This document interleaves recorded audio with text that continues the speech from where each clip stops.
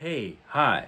How all are you doing out there? I'm doing just fine, and I wanted to present to you the next installment of What's Tim Doing This Week, where I take a page that was really sucky and bad, and I just went ahead and pulled the plug and redrew it into something that was a little more badass. Let's begin.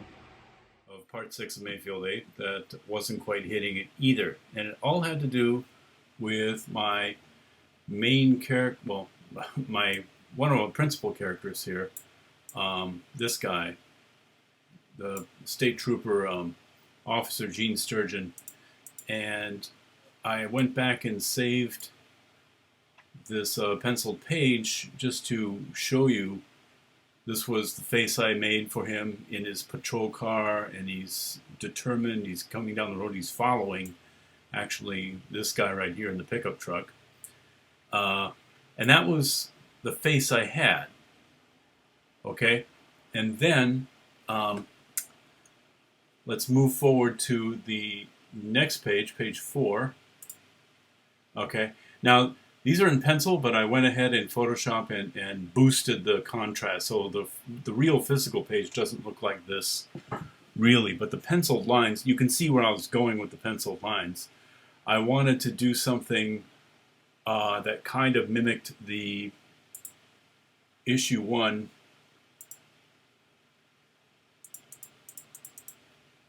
There we go. Right down here.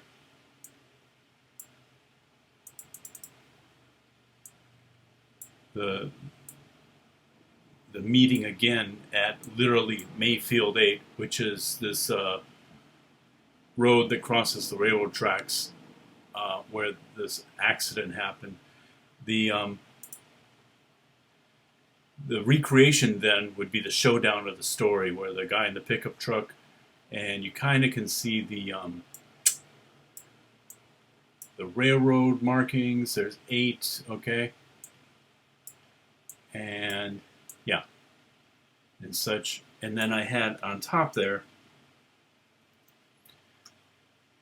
the image of my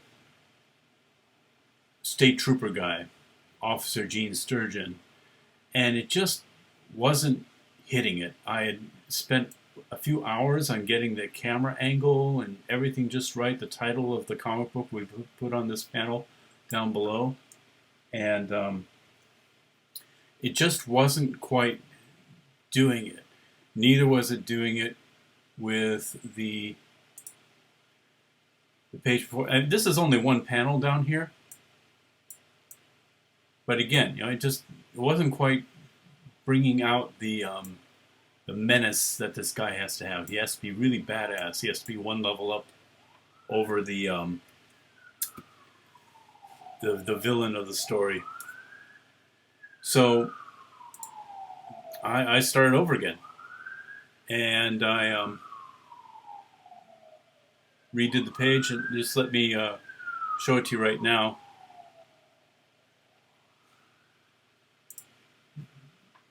All right, now you see there's a lot of things I changed here. Again, like I said, looking at the camera sitting at my desk moments ago, there's times when you cross this line, you go, it's just not doing it. And this pencil page really does bring out the determination. He's driving a car, so it really looks more like he's driving a car, like he's going left or right. It's very cinematic. He's got that kind of dead fish, cold stare, 1,000-yard stare. You don't know what he's thinking, but it's really not good. Okay. And he's going to have a play in the story. He's going to be a unstoppable force meeting an immovable object, if you will, to paraphrase the Joker. And then further down here, this was a recreation of that previous page. Let me show you the previous page, previous idea right here. The bird's eye view, okay? Sucks. The guy, he looks like he's got indigestion. He does look kind of menacing, but he doesn't look menacing. So start over. Okay. Now the second panel here, the title's going to go inside here. and there's a story of a buried thing, okay? I'm kind of skipping around, so I'm not spoiling it for anybody who has not read this comic book yet. But the shovel, the angle, like you read this and then your eye goes down here and follows the shovel, the two principal characters. This guy right here is actually the villain of the story, and here's my hero.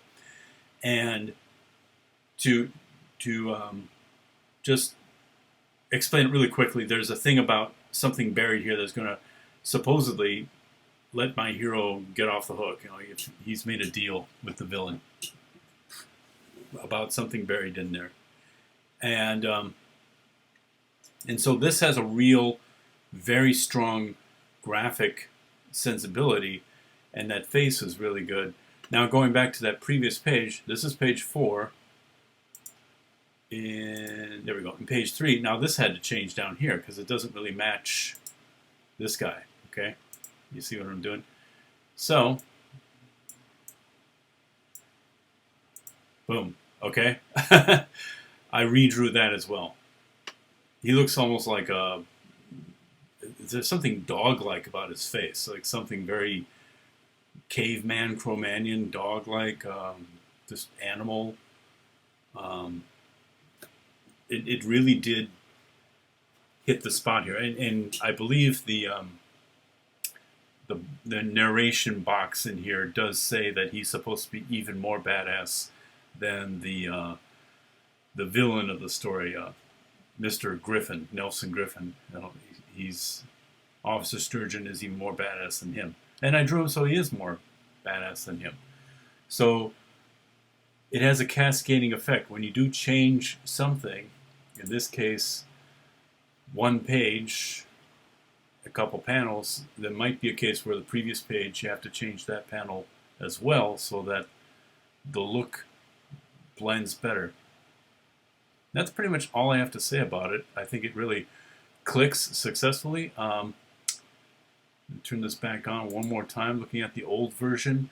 It just, I think that to sum this up, without getting too much into the technical aspects of drawing and all that for people who aren't really got that much experience. I mean, I was at a point where I didn't have experience either, and I was fumbling just as much as you guys were. I'm still fumbling with some stuff, but but anyway, I just had the feeling like this was going in a direction where I could not steer it to what I wanted, and it just wasn't. It wasn't sending the message of the culmination of events, a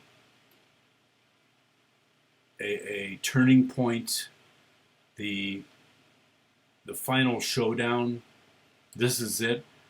It didn't really. It has a lot of information in it, sure, but this here really does send the message of like final showdown. A mystery, like what's going to happen with the shovel. Is it, who's looks kind of slightly menacing in a way. So, again, there's times when you redo something and it still doesn't quite hit it. Don't worry about that. But I think with practice and with time, that's when you know and don't know when to start again. Okay, thank you very much for watching this. I hope that was informative for you in knowing, when to pull the plug and say to yourself, enough's enough, time to start over. Sometimes it is important to be able to know when to do that and to see, with experience, the results that can happen if you kind of do a reset and rethink your mind about what kind of comic book you're going to make.